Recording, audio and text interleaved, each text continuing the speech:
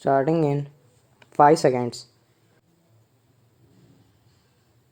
Honorable Speaker, I rise to present the budget for the year 2020-21. In May 2019, Prime Minister Modi received a massive mandate to form the government again with renewed vigor. Under his leadership, we commit ourselves to serve the people of India with all humility and dedication. People of India have unequivocally given their verdict for not just political stability and also reposed faith in our economic policies. This is the budget to boost their incomes and enhance their purchasing power. Only through higher growth we can achieve that and have our youth gainfully and meaningfully employed. Let our businesses be innovative, healthy, and solvent with use of technology for today's youth born at the turn of the century. For every member of scheduled caste and scheduled tribes who seek a better life, for every woman wishing to stand up and get counted, for every individual from the minority sections of our society. This budget aims to have your aspirations and hopes addressed.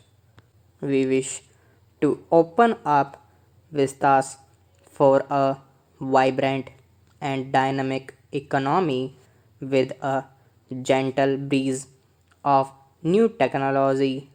This vibrant India shall be a caring society which shall attend to its weak, the old, and the vulnerable among its citizens. During 2014-19, our government brought in a paradigm shift in governance. This shift was characterized by a twin focus: fundamental structural reform and inclusive growth. Fundamentals of the economy are strong, and that has ensured macroeconomic stability. Inflation has been well contained. Banks saw a thorough cleaning up of accumulated loans of the past decade, and then they were recapitalized. Companies were provided an exit through the IBC.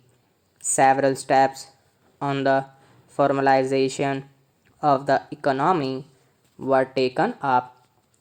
Of the structural reforms, the goods and services tax has been the most historic in our country.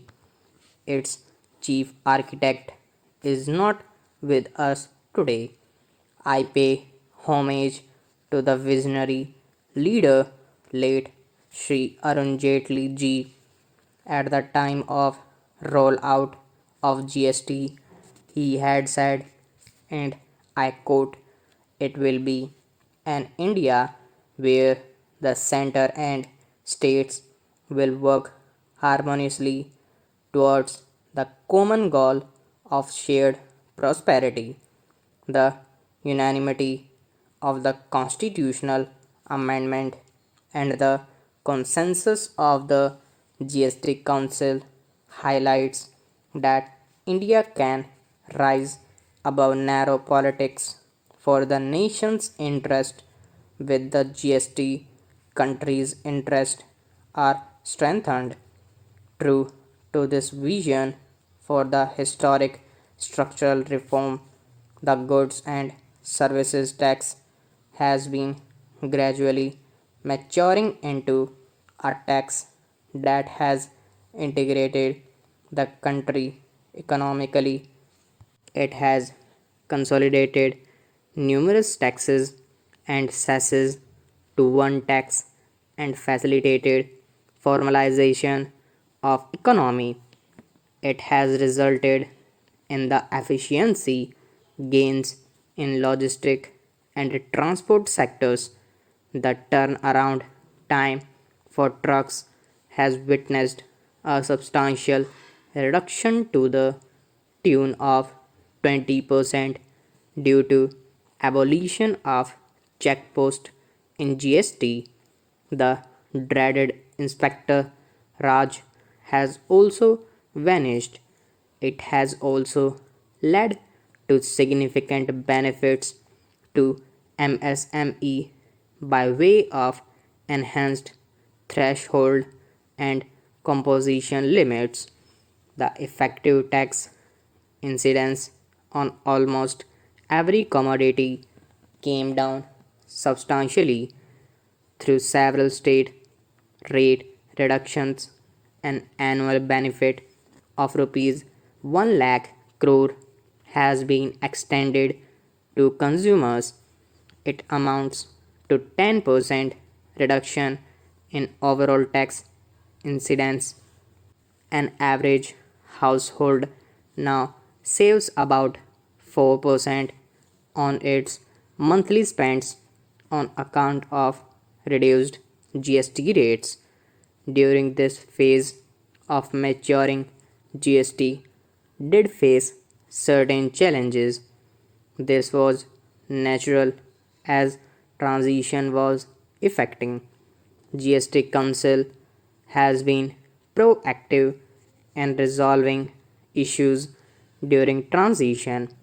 In the last 2 years, we have added more than 60 lakh new taxpayers.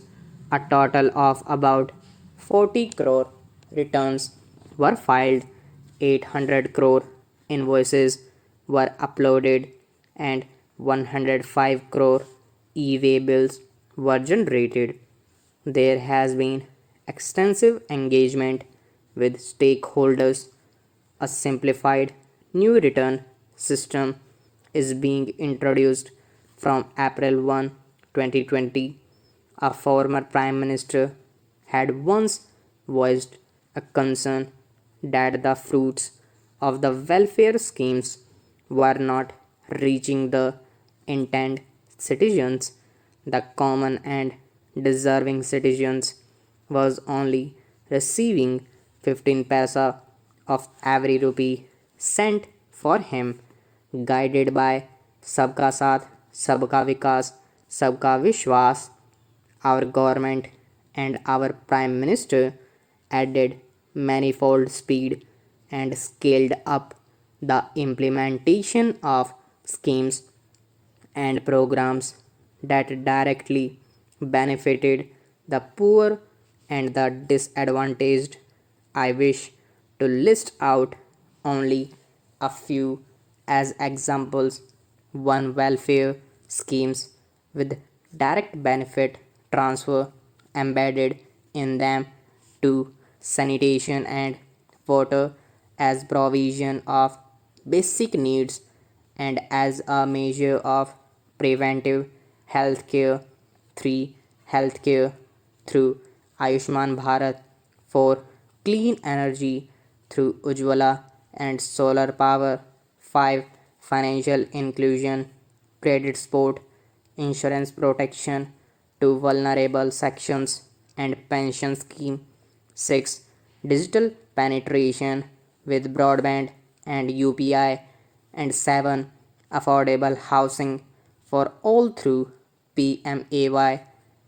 The milestones achieved are unprecedented, globally recognized, and benchmarked against the international indices. This strategy changed the established order of a few individuals, cornering most of the benefits, and was appreciated by the people. Stop.